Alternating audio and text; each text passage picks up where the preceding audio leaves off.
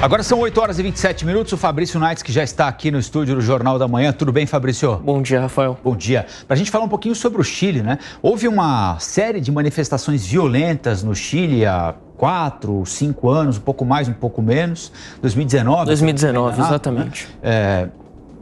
Por uma nova Constituição. A Constituição vigente no Chile foi elaborada durante o regime militar, a ditadura de Augusto Pinochet.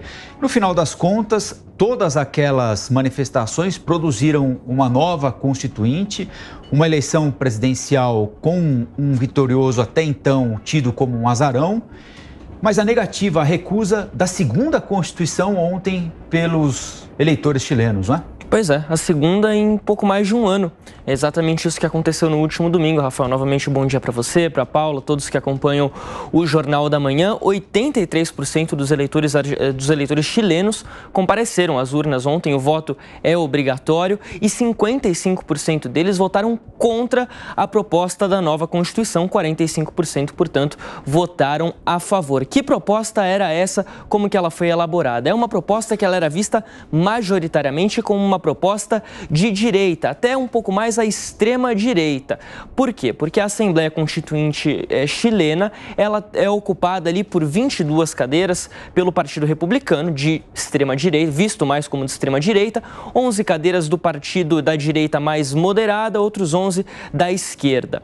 Essa proposta, ela tinha ali em linhas gerais os seguintes pontos: menos Estado, melhor dizendo, limitação do chamado aborto terapêutico, aquele no caso onde a mulher corre risco de vida, e também uma lei mais dura em relação à migração. A gente sabe que o Chile tem ali um problema de migração, pessoas vindo pela região norte do país, saindo principalmente da Venezuela. E essa proposta foi sim rejeitada ontem pela segunda vez, como a gente destacou. A primeira proposta foi rejeitada em 2022, ainda era uma proposta vista como mais de esquerda.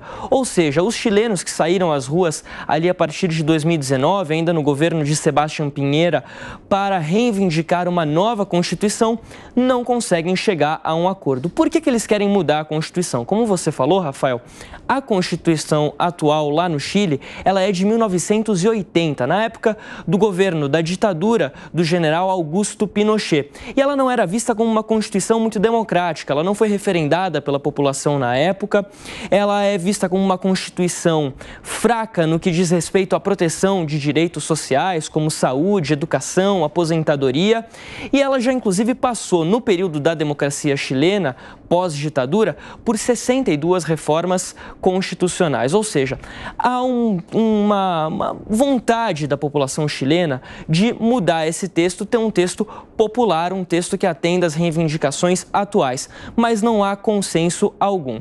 Bom, o que dizem os envolvidos? José Antônio Cast, que foi derrotado por Gabriel Boric, o atual presidente, nas eleições passadas, e que é o líder do Partido Republicano que elaborou essa proposta, afirmou o seguinte, vou abrir aspas para ele: "Nós fracassamos nos esforços para convencer os chilenos de que essa Constituição era o caminho mais seguro para acabar com as incertezas políticas e sociais do país." Já o atual presidente Gabriel Boric, esse foi um pouco mais firme na fala e afirmou que não pretende, até o fim do mandato, que se encerra daqui 2 anos, em 2025, convocar uma nova Assembleia Constituinte. Ele poderia fazer isso, mas disse que não vai fazer, que não é a prioridade agora do atual mandato, visto que essa já é a segunda proposta rejeitada. E ele disse também o seguinte, que nenhuma proposta até o momento conseguiu representar nem unir o Chile em sua bela diversidade. A gente lembra então, voltando nesse ponto, em setembro do ano passado, a rejeição foi ainda maior. 62% da população chilena acabou votando contra o processo, a nova Constituição proposta, e agora, dessa vez, 55%, Rafael. Queria ouvir um pouquinho o Felipe, o Mota. Felipe, o Chile, de fato, deu uma volta de 360 graus, né? Porque ele parte das manifestações lá em 2019, elege um presidente jovem, uma figura ativa durante aquelas manifestações, elege uma nova constituinte, tudo isso para uma nova Constituição. A população rejeita uma Constituição considerada mais à direita, rejeita uma Constituição considerada mais progressista e agora tudo continua como estava antes, ou seja, a Constituição que gerou todo esse movimento no Chile continuará sendo a mesma confeccionada na ditadura de Augusto Pinochet. É uma bela questão, Rafael. O que a gente vê no Chile, na verdade, é o reflexo da discussão entre direita e esquerda no mundo todo. É impressionante. Quando o Boric entrou no governo, ele defendeu uma Constituição quase 100% identitária, né? Você pegava o projeto de Constituição Federal que o Chile colocou em votação, não é? Tinha, inclusive, dizendo que a natureza era sujeito de direitos. Tinha, inclusive, artigos na Constituição, e mais de 300 artigos na Constituição, dizendo, por exemplo, que os tribunais de justiça devem julgar de acordo com questões de gênero, ou seja, gerando instabilidade institucional. Estava lá no artigo da Constituição do Boric, né, dizendo que tem que ter paridade de gênero em todos os órgãos da administração pública do Chile, né? Também tinha um artigo na Constituição da esquerda, né, que foi reprovada, a primeira que foi reprovada, dizendo que os indígenas poderiam constituir uma população autônoma, com jurisdição, com administração pública, ou seja, esse discurso identitário, ele não encontra respaldo na população do Chile e na população do mundo todo. Por isso que a esquerda no mundo todo tem que se reinventar. Por outro lado, a Constituição, o projeto de Constituição apresentado pela direita, né, no Chile, tampouco dialoga com a população do Chile. Ou seja, os políticos, em geral, têm que começar a olhar para a população e tentar criar regimes constitucionais que dialogam com a população. A população não quer saber de pauta identitária. Tampouco a população não quer saber de retrocessos sociais, né, que essa Constituição do Chile, que foi reprovada ontem, trazia, como, por exemplo, a questão do aborto, né?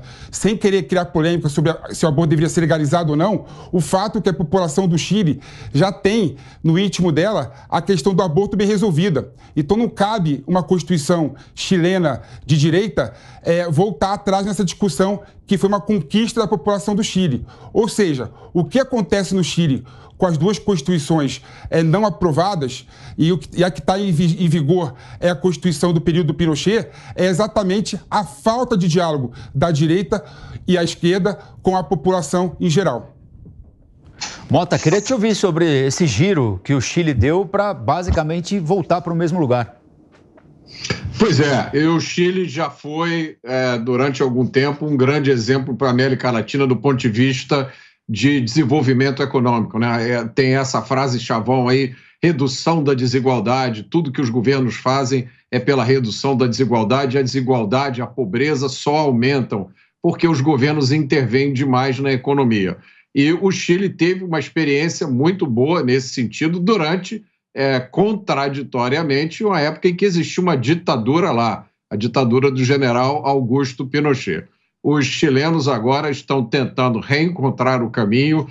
Não ajuda muito essa forma com a qual essa busca de um novo modelo é descrita, né? Quando a Constituição da esquerda foi apresentada para votação, era a Constituição da esquerda. Agora que foi apresentada uma Constituição com viés diferente, ela é chamada, eu vi aqui na maioria dos meios de comunicação, de Constituição da ultradireita. Então é essa a alternativa que se apresenta para os eleitores.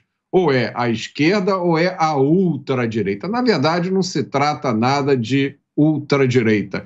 Se trata de uma visão na qual o Estado tem um papel menor, o que é o segredo do desenvolvimento econômico. O Estado tem um papel simplesmente de garantir a segurança e a estabilidade. O desenvolvimento é feito pela iniciativa privada. Mas agora os chilenos escolheram ficar com a Constituição da época do general Augusto Pinochet. Vai ver que essa Constituição não é tão ruim assim. Fabrício, o presidente Gabriel Boric está enfrentando baixíssimos índices de popularidade por lá, né? Pois é, ele enfrenta baixíssimos índices de popularidade, sim, não encanta tanto quanto na época ainda da disputa eleitoral, como ele se apresentou durante aquele período de manifestação que foi muito violento ainda em 2019, no governo de Sebastián Piñera. E agora a ideia que o governo apresenta, inclusive o próprio governo pediu para votar contra essa proposta de Constituição, mesmo o Boric tendo dito lá quando a Assembleia Constituinte foi formada em maio, que era uma oportunidade para o Chile encontrar com um diálogo um novo conjunto de leis para reger o país.